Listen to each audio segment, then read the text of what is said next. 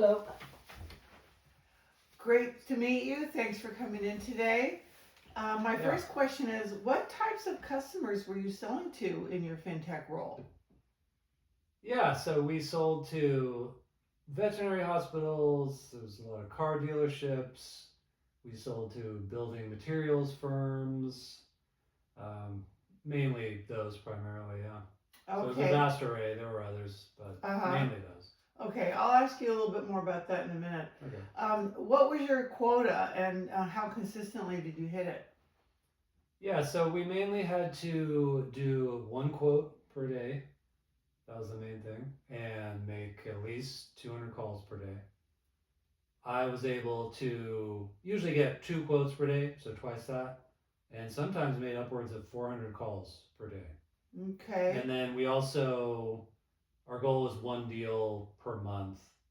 Generally, no one hit that, but there were a few months Uh-huh. where I did. What is the deal? What did that mean? That means the customer or the client is signing the quote that you send out, and the Oh, deal I is see. struck. So it's a Yeah. commitment. Yes. Okay. Tell me about the tools that you used in the job. Yeah, so we started off using Phone Burner. That's like an auto dialer, helps make the cold calls, easier Mm-hmm. and streamlines the whole Yeah, process. I'm familiar with that. And then Phone Burner, and then Zoho was the first CRM we used, and then we transitioned from Zoho to HubSpot. Okay. And How quickly did you learn the new technology? we had to learn it very quickly. So within like a week, Mm-hmm. we were using it. We were being taught the whole process, and yeah, Okay. within a week we were doing Okay. pretty well with it. That's good. That sounds good. Yeah. Tell me about a time when you lost a deal and what happened with that. I probably lost several deals when I first started because I was in the beginning I was sending out very long emails.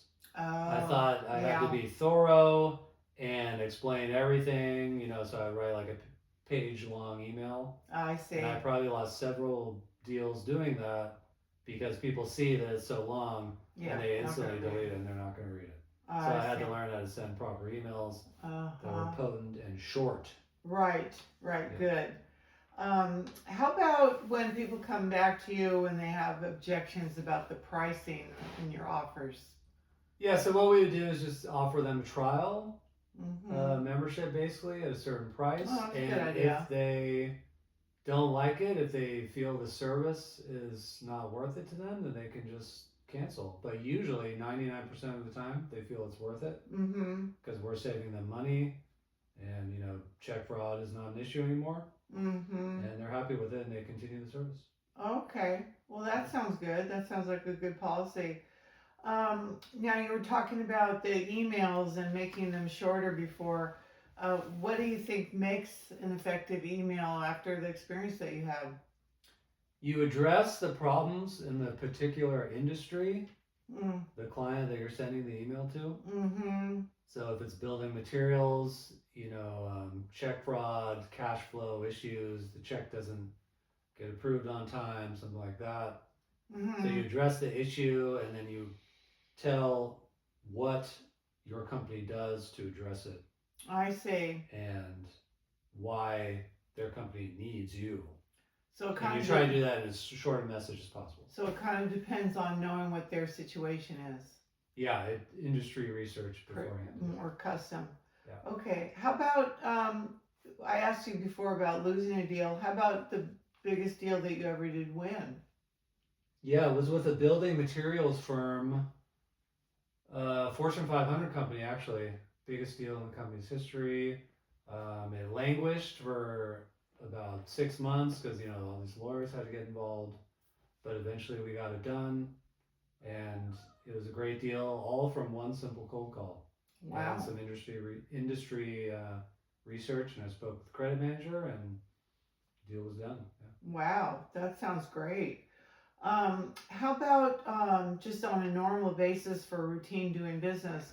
What kind of sales metrics were you responsible for? Yeah, so like I said, quotes mainly, pipeline management, and meetings as well. How many meetings you were doing per day or weekly? and those were the main things. Yeah. Okay. And in terms of calls, what was your quota for making calls? 200 usually. Once we switched to Per day? HubSpot, it was 200 per day. Yeah, sorry. And once we switched to HubSpot, it was actually went down to 100 per day because it was a slower process. We didn't have the auto dialer, the phone burner thing, Mm-hmm. so everything was slower. So it changed to 100. But I was typically could do over 100 easily, even with without the phone burner. Well, that sounds pretty good. We really need that kind of volume here. Where did you stand on the sales team relative to your peers in terms of performance and delivering on your goals? Always at the top, so 1 or 2, always hitting my goals, actually always exceeding them. And then, like I said, made the biggest deal in the company's history, made another deal with a motorsports company that also put me at the top of the list. So I was always basically the top revenue generator. Oh, that For the sounds firm. great. That Yeah. sounds really good. And it was me and against this other guy who had been with the company for like 20 years. Wow. So Wow. just us two. Well, that sounds great. I'm really impressed by what you shared, and we'll definitely be in touch and following up with you. Thanks so much. Thank you. Appreciate it.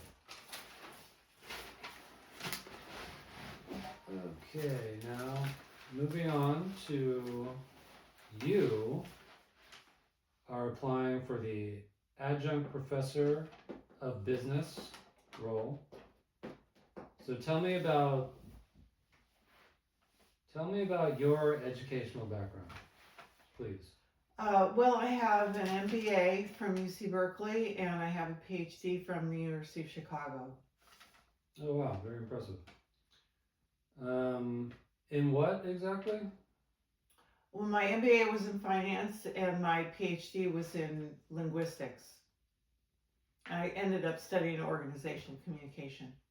So Oh, that's odd. that's how my linguistics degree applied. Oh, very interesting. I was going to ask you, why did you make that transition? Sort of, because it's kind of. It's unusual. Yeah, it's unusual, but it's a good pairing. Okay, let's see. So tell me about, what are you doing now? Currently, I'm with Yeah. Dominican University, which is located in Northern California, on a part-time basis, and I work in executive education. We design and deliver custom programs for the public and private sectors. Okay. And tell me about your research that you're doing. My research is on the history of management education, so I focus on the past, present, and future of business schools, particularly in the universities. Excellent. And why do you think that research is valuable? I think it's valuable because I think we have a crisis in leadership in our country right now, and we don't really have a good curriculum for developing the nation's future leaders. Okay, good. And what makes you think you're a good teacher? My reviews. I have excellent student evaluations, basically off the charts. I've won 2 performance awards, Best Teacher of the Year, and just personal letters that people have written to me over the years that they feel I made a great contribution to their lives. Excellent. What was your biggest accomplishment, do you think? My top tier publication. I have a solo publication in the top ranked journal in the country. Oh, wow. Very impressive. Okay, and why do you want this position? I really believe in the future, that education really gives people a leg up and enhances their quality of life. And I think I'm a good teacher and I contribute to that. Excellent. Well, thank you. You certainly have a lot of qualifications, and we'll be in touch. Thanks. Thank you so much. Yeah.